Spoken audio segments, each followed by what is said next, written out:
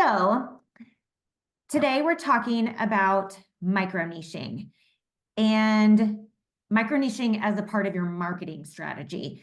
So one of the things that I see in sales, especially, and on the marketing side, but I think when people start a business, they think they need to be all the things to all the people.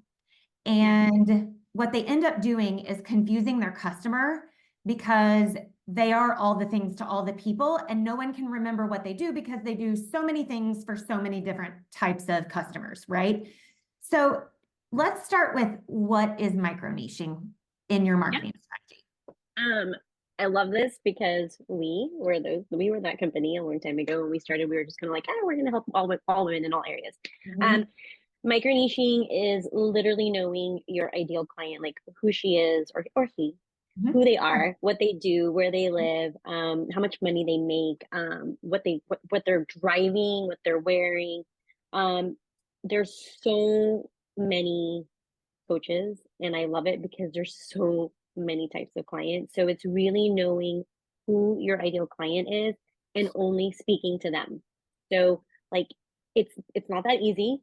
You say it, you're like, really oh, it sounds hard. easy, but it really is knowing who that person is, from what they're doing when they're getting up in the morning, from when they're doing when they go to bed, again, where they live, how much they make, and then only creating marketing that really educates and serves that client. So it's like you're talking to her or him, like, or them. You are Right. talking to them, and they see you, they get to know you, they're building the rapport, and you're like, you're solving my problem. So really knowing who your ideal client is, and that's hard. Okay. So what does that look like for you in your business? So for us in our business, our micro niche client is really the modern day suburban woman who she's about to be an empty nester. We call her the pre-empty nester. Maybe she is the empty nester. Her husband's maybe 5 to 10 years out of retirement. Maybe she worked in corporate, but then she stayed at home, or she ran a business, but then she really went into being like a full-time parent, and now she's looking for like what most people call midlife crisis. We are just calling it really having their identity reborn and having that second phase of life and saying, okay, it's time for me again. And how do I do this?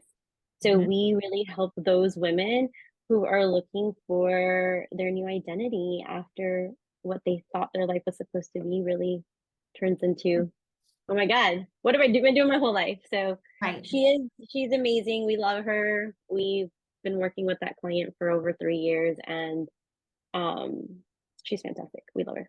Love it. Love it. Yeah.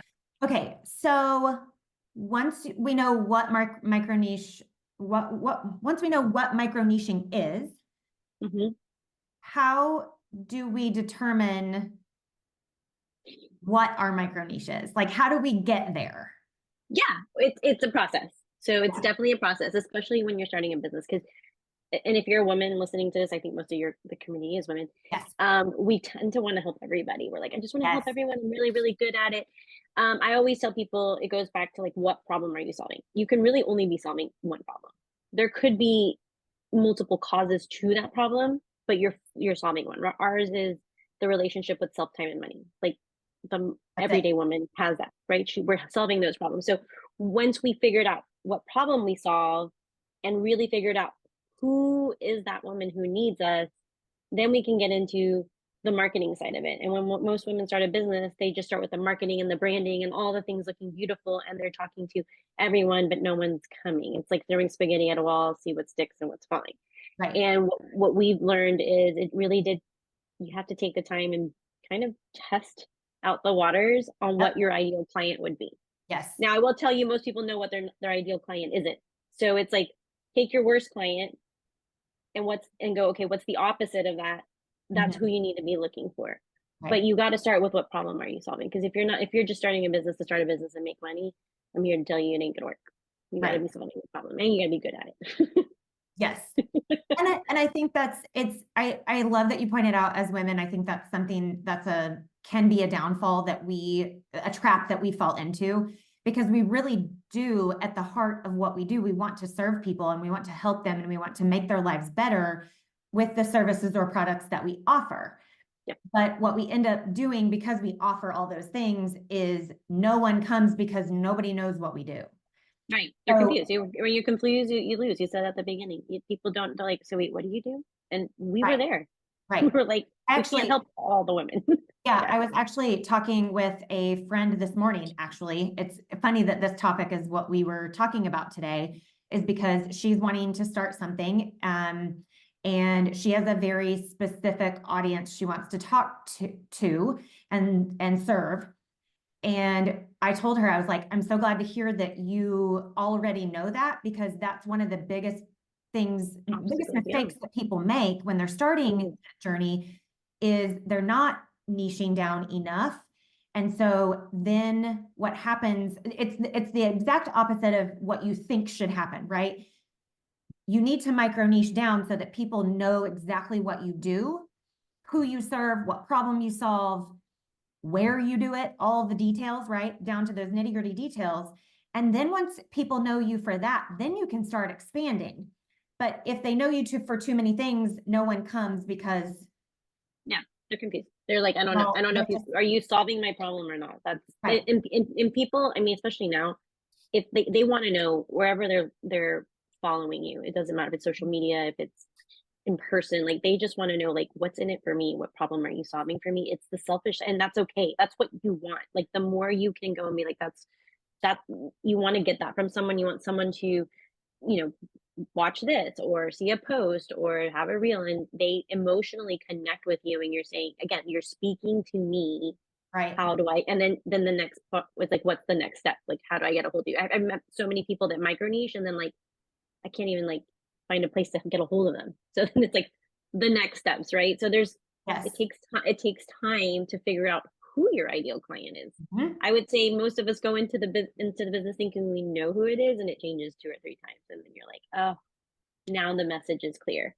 Then you can go and do all the other things later. But you really have to start focusing on who do you want to serve, and are you doing it for the right reasons? Because there's a difference between servicing and selling, and you can tell online a lot Yes. what that means. Yeah. Yes, absolutely. Okay. So you said just a second ago, figuring out what the next steps are. So once we've figured out exactly who we're serving, or we're getting closer to that really, really micro niched client, what are our next steps? Like, how do we find those people? Oh, I love that. So before we even go and find them, you need to make sure you're doing up to date market research. I mean, it's changed. Like I just talked about this earlier this week. Just Mhm. statistics from 2024, which we're only week 3 or end of 2023 through from 2022, 2023 have changed. So you need to do your market research, make sure that those problems that you're solving are still the up to date problems, and then you need to go find the ideal client, and then you need to go build the relationship. You don't get to just find her and then DM her and then be like, okay, well, why didn't she buy my product or my service?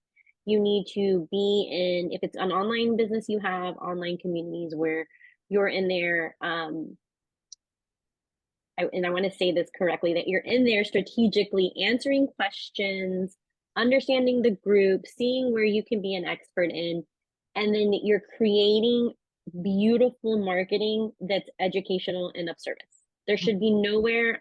I mean, yes, you can sell. And people say, well, am I not supposed to sell? 100%.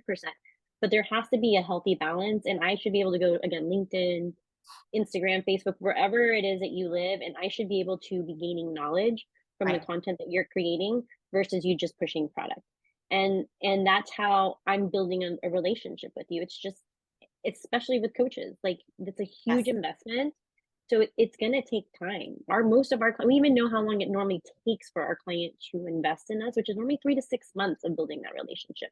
And most people don't want to wait. People want that instant, well, I'm doing all the things, I'm Right. posting, I'm in these communities, but are you actually there with intent? Are you putting it on the calendar? Are you doing market research? And are you solving those problems that you think you're solving? Are they up to date with the times? Because Right. things are changing, which means you need to be growing and changing. And most coaches want to just be like, well, I already got certified, I already did the thing. So Right. Okay, so let's talk about market research then. How do we, I mean, where do we find this information? I mean, I can go to Google, but how do we figure out what's real and what's not, and what's just fluff and what's actually useful in our business? Yeah, it's fact checking. I mean, that's, you can go down the rabbit hole. I know we have certain tools and resources that we use, that and articles that we read, and certificate we get certified normally every year to 2 years. So within our micro niche, we have, I would say our 5 places where we go do market research, but then we also do it within our own clients. So our own community, we always forget, and then that's the number one place, is your own community. Go back, even if you've had clients for 3, 4, 5 years, and ask them, if you were looking for this, my product or service now, what would you be searching? What would you be looking? Because Right. those are the things that you want to go and ask, and that's free.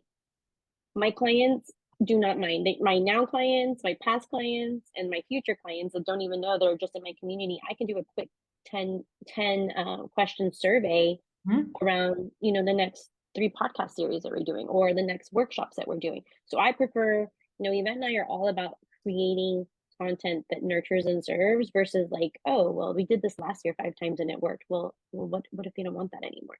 So Right. use the community. If you don't know where to start with the community that you're in, the people that you're networking with, and ask those questions there.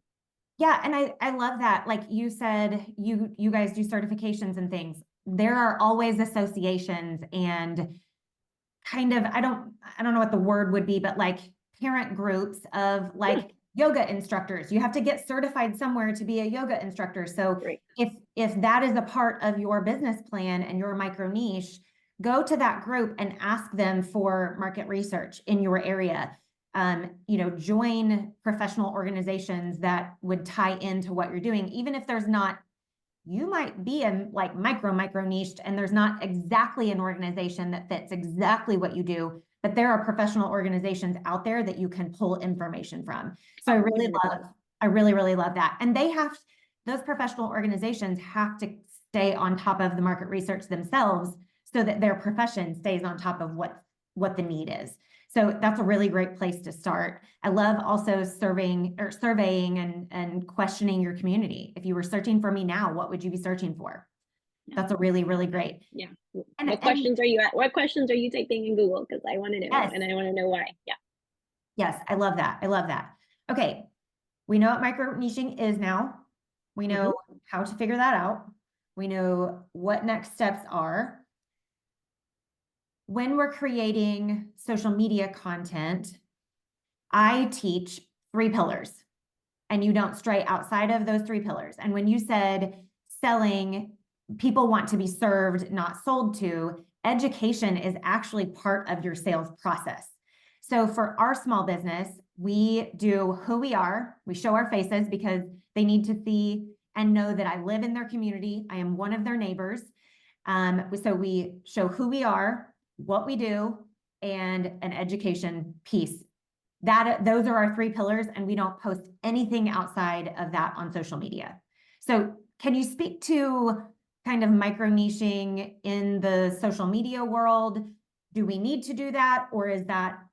Oh, yes, 100%. I mean, again, if you're selling a product or a service, it has to be you, especially, and you have to know where your customer lives. Like, our customers Facebook driven. I mean, Instagram's Also, great, and it's a beautiful encyclopedia for us. Instagram's an encyclopedia. Like, you can go and you can find all the things, but Facebook is where she really lives, and what she needs from us. So you need to narrow it down again to the problem that you're solving for her. Again, we want to give her everything. She just wants to, like, one question answered. So the way we've always done it and has worked for our clients is we focus on one topic a month, and we break it down into many topics. And we've done our podcast. We've just anniversaried our 4th year, where we go live every week, and it's no ifs, ands, or buts, and it's a mini topic on something that women are needing right now. And I suggest that with anybody in any industry, even if it's a product, like, right. people are like, oh, I don't want to post that product all month. You need to. It's the repetition. I mean, it's 11 touches for clients to finally get back to you. So that's like 11 times of them seeing things. So are you utilizing all the free tools and resources from social media? Are you utilizing Instagram? Are you going live? Are you, doing reels? Are you doing your, mini blogs on your website? And then knowing where your client, how she consumes content. Mhm. It's so important. So think of it as if I just meet you next week, last week, and you talk to me about sales and marketing. where are you sending me Right. to get educated on that versus like, okay, yeah, some people will be like, hey, let's have a connect call or let's connect one on one. A lot of people aren't going to do that. People Right. want to build the relationship and get to know you. So, where are you sending me? And wherever you sent me, do I feel like, oh my God, I'm getting so much knowledge around sales and marketing? Or is it just like, oh, she's just Right. selling a course? Right. And that's the difference. And then when your ideal client is ready, you have built and nurtured that relationship that she's only going to know you. She not the Right. pretty beautiful Instagram that has a million followers and the verification button.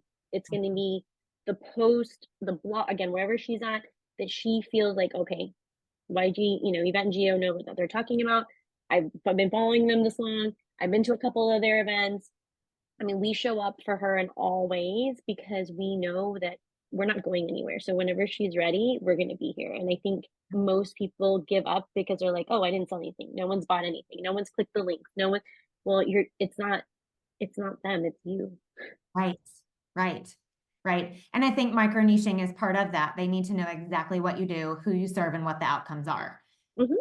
Okay, so let's talk about non-social media strategy in this whole micro niche marketing, because I talk about this a lot on my podcast.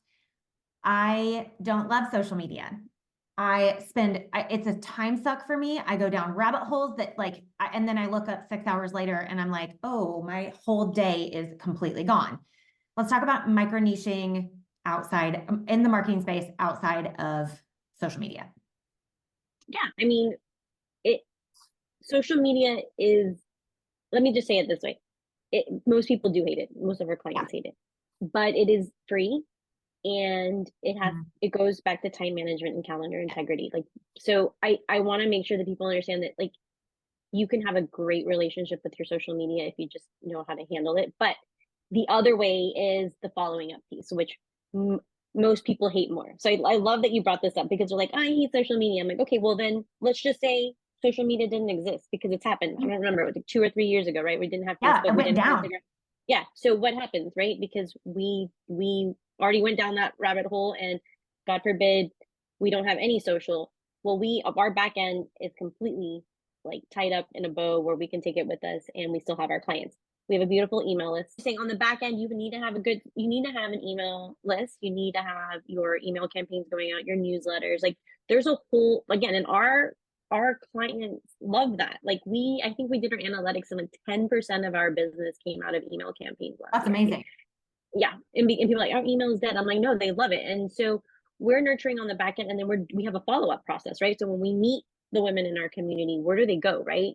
Yeah. um so there's a whole back end process that you have to work through, and I am so thankful that, again, it it's all in time management. Like, I have a day every week that I just do that.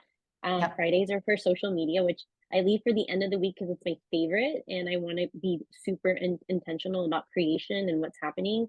But we've created discipline around that, and that's the hardest part. So people are like, I don't want to do the back end. I don't want to send people emails every week. That's annoying. Well, no, it's part of these 11 touches. So it's almost like a perfect balance. But if social media was gone, you have to Right. be able to nurture your leads on the back end, and Yes. then have your own community, which we have ours and we store them on our website. So, we don't have a Facebook group anymore. We don't have a Facebook community because we've Mhm. invested on our back end of our, website, and that's where we nurture them, and we give them some extra perks there as well.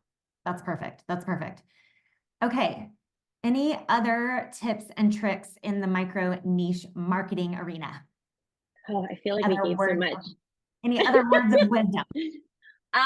Don't feel overwhelmed from this podcast. If you're listening now or on the replay, don't be like, oh my God. It sounds, look, it is simple. When I put it down, like those 5 steps that we just talked about, it just takes time.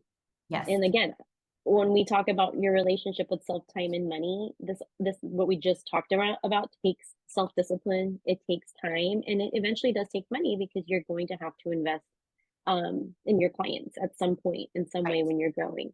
So just know that it sounds simple, and it is simple to get there, but it just takes time. And if you're willing to put in the time and be disciplined, you can start with, mini discipline each week. It will help you because now we have our business. Like, when I tell you content creation, it excites us. Like when people ask us about social media, like we won't hire it out because it's our voice. It's who we are, Yeah, what we do, and what problem we solve. So we look forward to that, but we hire all the, other things that we don't need to be doing in our business. We hire those right. out so that we can spend more time being intentional with our clients, our ideal clients. I love that. I love that. Well, thank you so much for pouring into my community here. Of course. Tell everyone where they can find you. So easy. Anywhere YG collaborations with an S at the end. Like we're everywhere, wherever you are, we live there. So if you go to ygcollaborations.com, you can find all of our tools, resources. You can connect with us for virtually for free. Like we want to see you, we want to hear you, and then we do business workshops every single month. Yes. So if you heard something today that you're like follow-up process, creating content, time management, we do all of that because we know it's extremely overwhelming to run a business, and we are here to help you. And thank you for letting me serve your community today. Yeah, thank you so much for being here. I will link all of your links and all of your connection points in the show notes. So everyone can go follow you and start learning all of the things that you know, because Geo is a wealth of information, and I have so enjoyed getting to know her over the past 3 years. And every time I hear her speak, I am just like, yep, okay, that was for me today. Thank you so much. Oh, well, that makes my heart full because that's the point, right? It's Yeah. making sure that we're helping you solve whatever problem it is that we can in the Yes. self-time and money realm, because remember, we're micro niching. That's That's right. what we're here for. And if there's something else that I can help you with, just let me know, because I'm here to connect you with all these amazing women. So thank you. Perfect. Thank you, thank you, thank you. Have a wonderful day. I don't know, it's not noon yet, but this will live on in the podcast and Facebook world. So if you're listening morning, noon, or night, happy whatever it is for you. And I will leave all the things in the show notes on the podcast. And Geo is a part of my community, so you can also connect with her there. So yeah, thank you so much. thanks And for having me. no problem. We'll talk to you later.